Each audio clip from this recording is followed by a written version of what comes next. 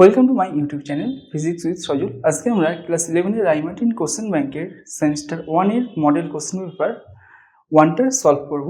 তো আমাদের first question বলছে কোনো পরিবাহী রোধের দুই প্রান্তের বিভব প্রভেদ V = 8 ± 0.5 ভোল্ট এবং ওই রোধের প্রবাহমাত্রা I = 2 ± 0.2 অ্যাম্পিয়ার। তাহলে আমাদের শতকরা ত্রুটি সহ রোধের মান বের করতে হবে। তো আমাদের কোশ্চেনে এই দুটো বলা আছে, V = 8 ± 0.5 volt R I = 2 ± 0.2 ampere. তাহলে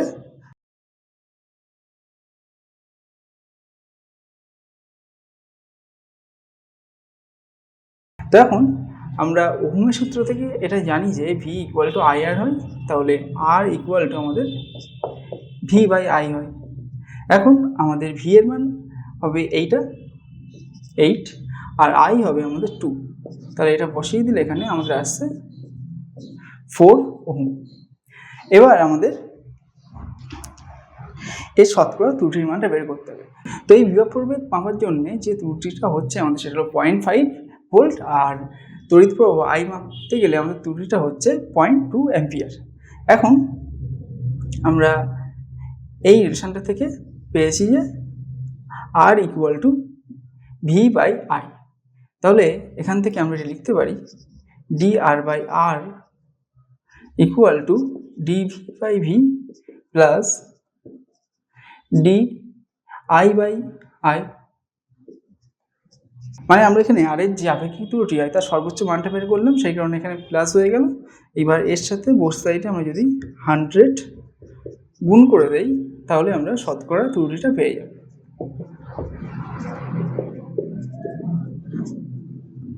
তাহলে সেইটা আমাদের এইরকম আসছে।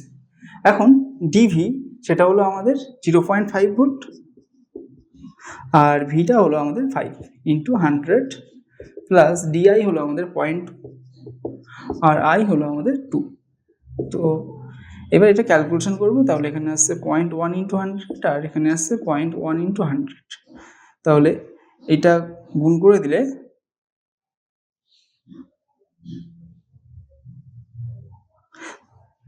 এখানে আমাদের এইটা 8 ছিল, মানে V এর মানটা 8 ছিল, তাহলে এটা আমাদের 0.1 হবে না, তাহলে এটা আমাদের এইরকম হবে। পয়েন্টটা তুলে দিলে নিচে একটা 10 আসবে, এই 5 আর এটা কেটে গেলে 2 হবে। তাহলে এখানে ফাইনালি আমাদের আসছে এটা, সেটা হলো 100/16 প্লাস এটা হলো 10। তো এটাকে 4 দিয়ে কেটে দিলাম, তাহলে এখানে 25 আসলো। 25/4 মানে আমাদের হয় 6.25 প্লাস 10, তার মানে ফাইনালি আসছে 16.25।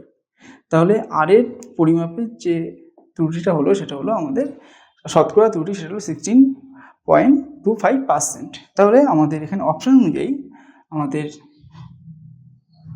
শতকরা ত্রুটি সহ রোধের মান হবে 4 ± এত পার্সেন্ট, মানে 16.25%। এইটা হবে আমাদের মানে এত ওহম। তো এইটা আমাদের অ্যান্সার হবে, তার মানে অপশন এটা আমাদের অ্যান্সার। নেক্সট কোশ্চেনটা বলছে যে বিবৃতি 1 অ্যাস্ট্রোনমিক্যাল একক AU পারসেক PC এবং আলোকবর্ষ LOI এগুলি জ্যোতির্বিজ্ঞানে ব্যবহৃত দূরত্ব পরিমাপের একক। আর বিবৃতি 2 বলছে AU অর্থাৎ অ্যাস্ট্রোনমিক্যাল একক লেস দ্যান PC মানে পারসেক লেস দ্যান LOI মানে আলোকবর্ষ। তো আমাদের এগুলোর মধ্যে কোনটা সত্য আর কোনটা মিথ্যা সেটা বের করতে হবে।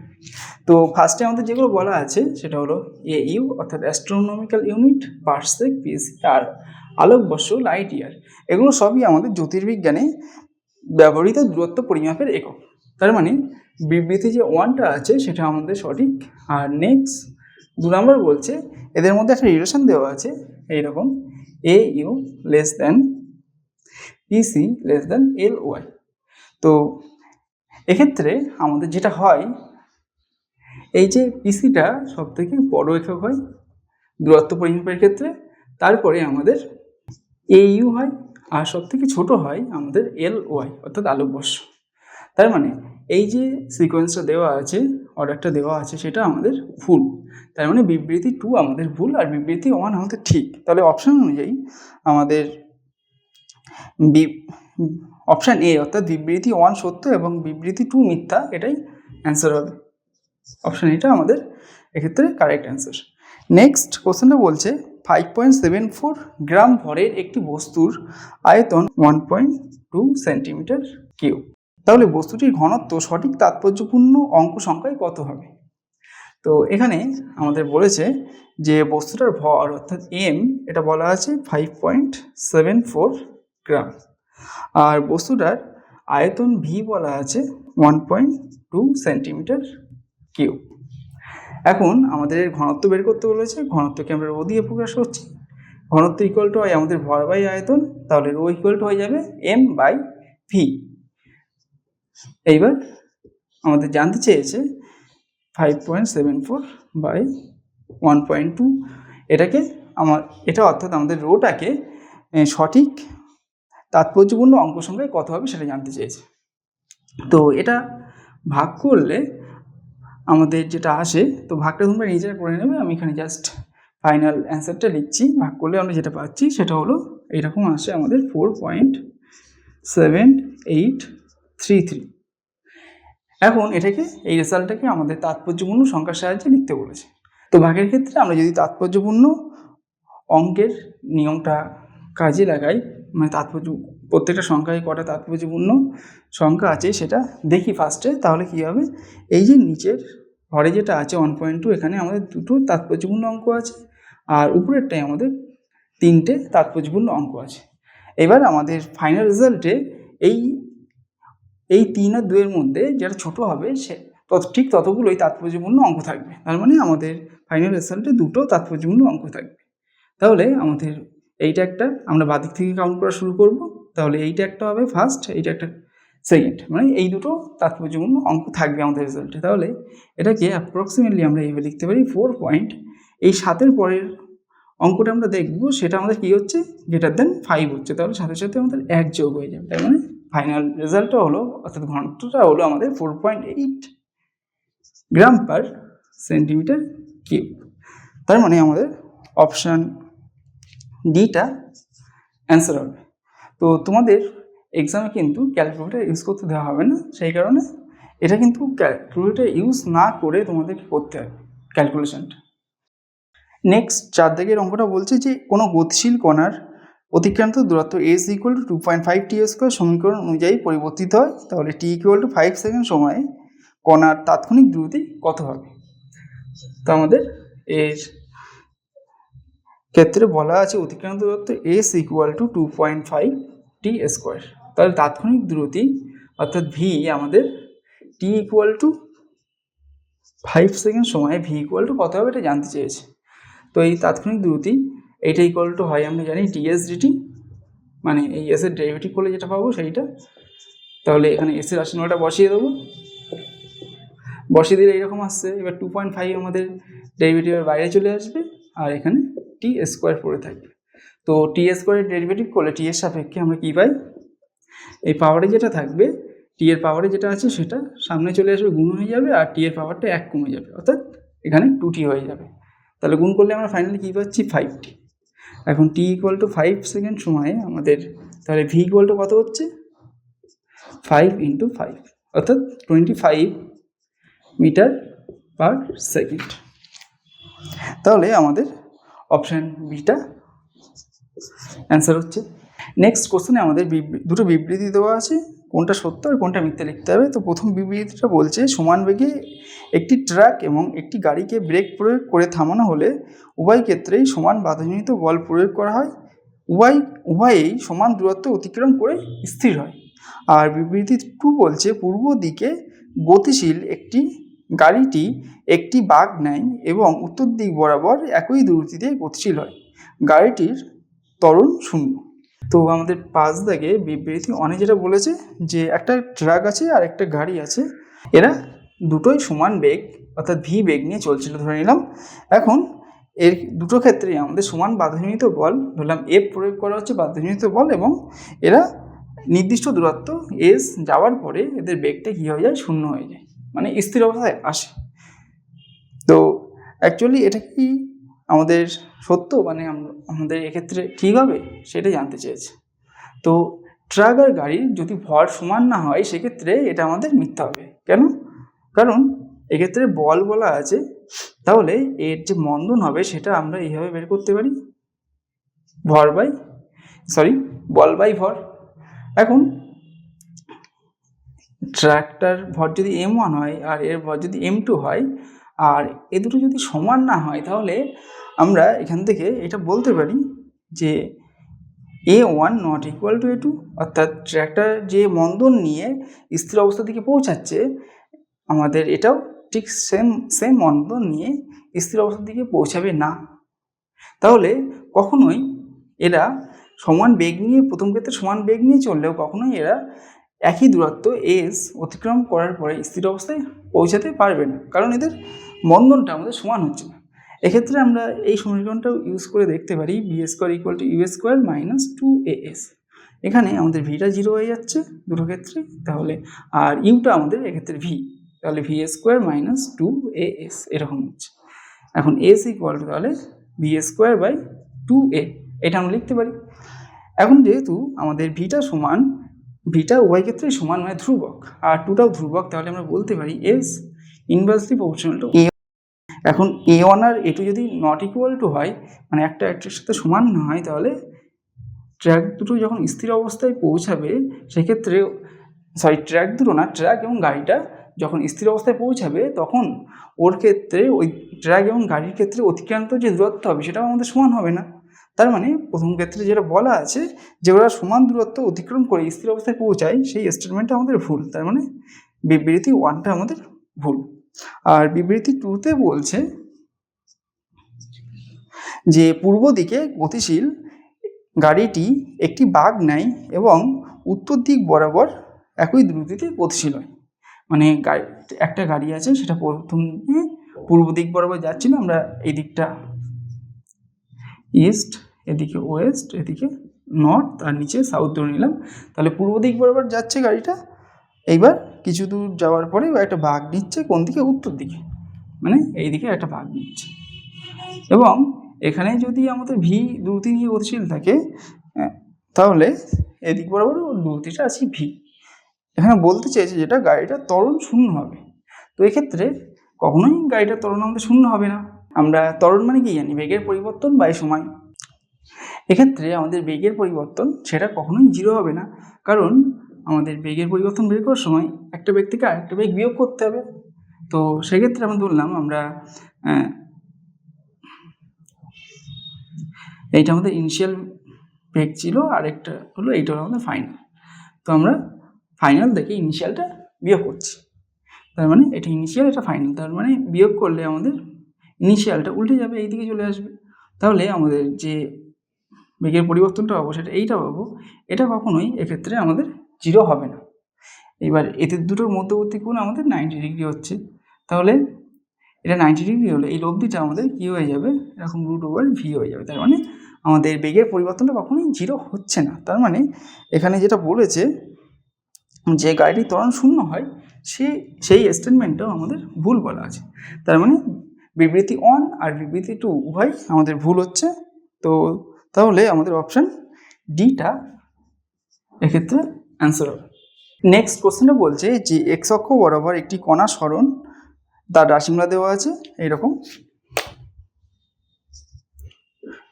x ইকুয়াল টু 3 + 80 - 2t² এত মিটার। তাহলে ত্বরণ কত হবে বের করতে হবে। তার মানে এই এক্সকে আমরা একবার ডেরিভেটিভ করব, তাহলে বেগ পাবো v ইকুয়াল টু dx/dt। আবার এই বেগটাকে আরেকবার ডেরিভেটিভ করব, তাহলে ত্বরণ পাবো। তাহলে আগে ফার্স্টে বেগের রাশিমালাটা বের করে নিই আমরা। তো এটা এরকম আসবে,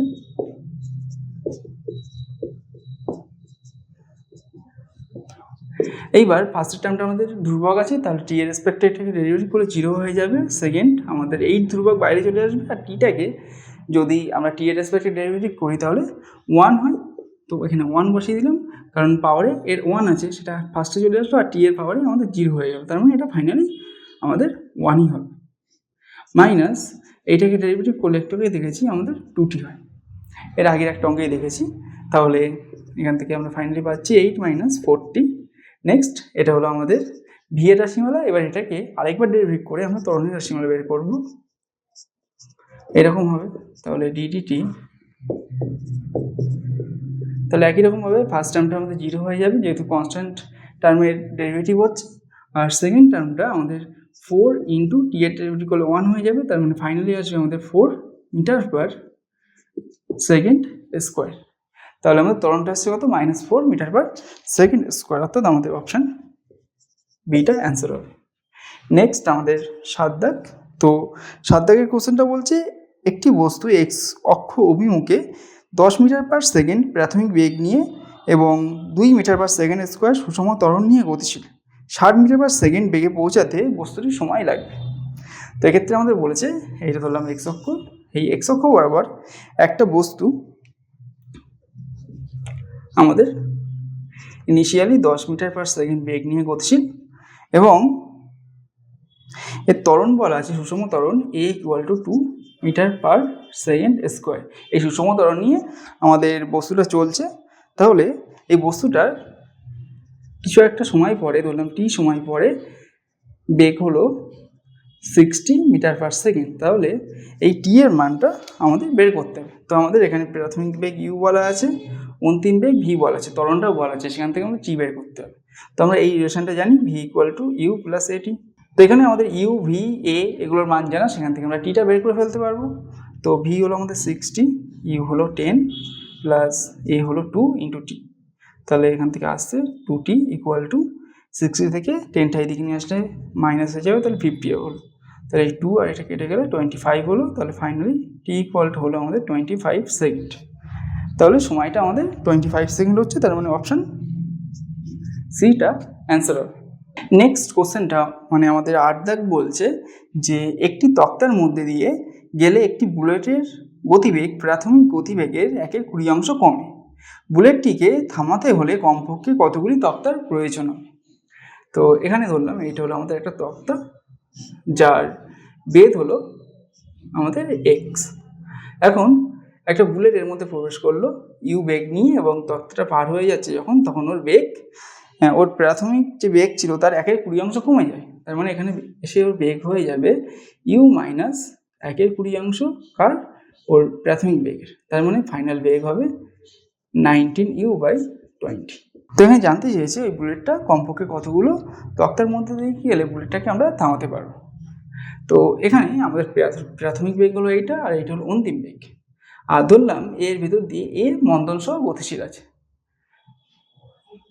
তাহলে আমরা v² = u², যেহেতু মন্দন হচ্ছে সেইখানে -2a এইটা যদি কাজে লাগাই, তাহলে ভি হলো আমাদের 19u/20 তার হোল স্কোয়ার, আর u² মানে u² - 2a ইন্টু s হলো আমাদের এক্স এক্ষেত্রে। তাহলে এখান থেকে আমরা এই জিনিসটা পাচ্ছি 2ax = u² মাইনাস এইটা u² - 19u/20 তার হোল স্কোয়ার। এখন 19 হোল স্কোয়ার মানে আমাদের 361 হয়, তাহলে হয়তো u²/400। তাহলে উপরে হয়ে গেল 400 - 361 u²। এটা বিয়োগ করলে আমাদের আসছে 4, তাই তো? তাহলে এখানে হবে 9 আর এখানে 3, এত u²। এখন আমরা ধরে নিচ্ছি যে এই যে বুলেটটা আছে সেটার প্রাথমিক বেগ ইউ এবং এখানে অনেকগুলো এরকম তক্তা পরপর রাখা আছে। তো সেই তক্তাগুলো মোট যে দৈর্ঘ্য হচ্ছে, মানে মোট যে বেগ হচ্ছে সেটা হলো ওয়াই। এইটা যাওয়ার পরে ওর বেগটা হয়ে যায় 0, মানে ও স্থির অবস্থায় চলে আসে। তাহলে এক্ষেত্রে আমাদের প্রাথমিক বেগ হবে, অন্তিম বেগ হবে 0। আমরা এই সমীকরণটা ইউজ করছি, অন্তিম বেগ 0 আর প্রাথমিক বেগ হলো আমাদের কত, ইউ। তার মানে u² মাইনাস, যেহেতু সেম তক্তার মধ্যে দিয়ে যাচ্ছে, তার মানে এক্ষেত্রে যে আমরা এই মন্দন পেয়েছিলাম সেটাই এখানে আমাদের হবে। তাহলে এই মন্দনটা এই থাকবে, তবে 2a ইন্টু ওয়াই। তো এখানে এই ওয়াইয়ের ভ্যালুটা আমাদের বের করতে হবে, ওয়াইয়ের মানটা কত হচ্ছে। তো এখান থেকে আমরা লিখতে পারি যে 2ay = u², তাহলে y আসছে আমাদের u² / 2a। এখন আমরা এখান থেকে u²/2 এর মানটা বের করে নেব। তার মানে এই 2x ইকুয়ালটা আমাদের এটা এসেছিল, তাহলে 2a-টাকে এই সাইডে নিয়ে যাব, তাহলে u²/2a পেয়ে যাব। এইটা ইকুয়ালটা হবে এই পুরো টার্মটা এইদিকে আমাদের ভাগ হয়ে যাবে, ভাগ হয়ে গেলে আমাদের এইরকম চলে আসবে, 400টা উপরে যাবে আর 39 আমাদের নিচে যাবে, তার মানে এত এক্স। তো সেইটা আমরা ওখানে বসিয়ে দেবো, বসিয়ে দিলে আসছে কত 400/39x। তো এখন এই 400কে যদি 39 দিয়ে ভাগ করি তাহলে কত আসবে, 400 এখানে 39 1 39 1 0 আসলো, তাহলে এখানে 2 হচ্ছে, তার মানে 8 9 দেখুন 18 8 হাতে 1 3 6 7 2 22 হলো। তাহলে 10.2 এরকম, মানে এটা অ্যাপ্রক্সিমেটলি আমাদের 10.2x এইটা আসছে। তাহলে আমাদের কমপক্ষে কতগুলো তক্তা ব্যবহার করতে হবে, এখানে 10টা তক্তা পার করার পরে ও আরও 0.2 ইন্টু এক্স ডিস্টেন্স যাচ্ছে, তার মানে অবশ্যই এখানে আমাদের 11টা তক্তা ইউজ করতে হবে, না হলে ওর বেগ কখনোই 0 হবে না।